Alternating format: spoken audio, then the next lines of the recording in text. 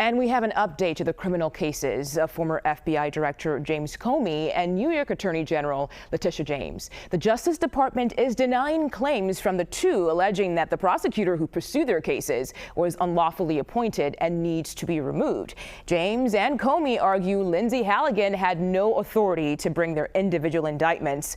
Comey is accused of obstruction and lying to Congress, while James is accused of mortgage fraud. Both of them have pleaded not guilty. Now, joining us live is CBS News Justice correspondent Scott MacFarlane.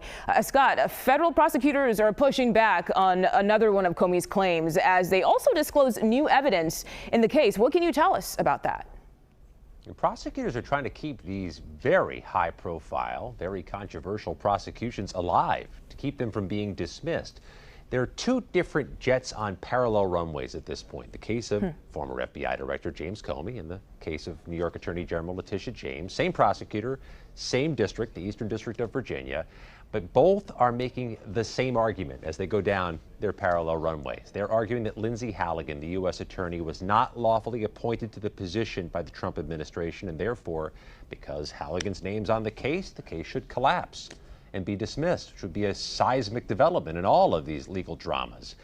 The Department of Justice overnight has argued that Halligan was, in fact, lawfully appointed. They make a series of arguments as to why, including a new designation from the Attorney General herself, Pam Bondi, that Halligan is her special prosecutor for these cases, the Comey and the James case. This is all going to come to a head in a federal hearing, and that's when these two jets hit on the same runway for a short while, because they're going to join forces in an argument over this matter of whether Halligan is lawfully appointed in a hearing November 13th. That's a week from Thursday, if my math is correct, at the federal courthouse in Alexandria, Virginia.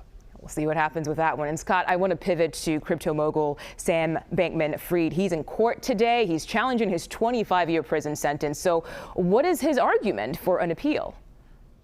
This is an appeals court argument. Among other things, Bankman-Fried is arguing that the judge gave either faulty instructions or had faulty oversight of the case. When you go to appeals, there can be a ton of different lower level or more granular arguments, but Bankman-Fried is trying to push against the notion here.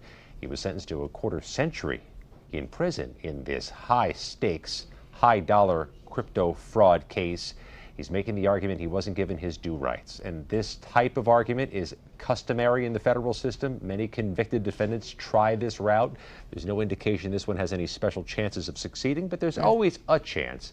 So it's a case we'll track. All right. I know you will. Scott MacFarlane, thank you.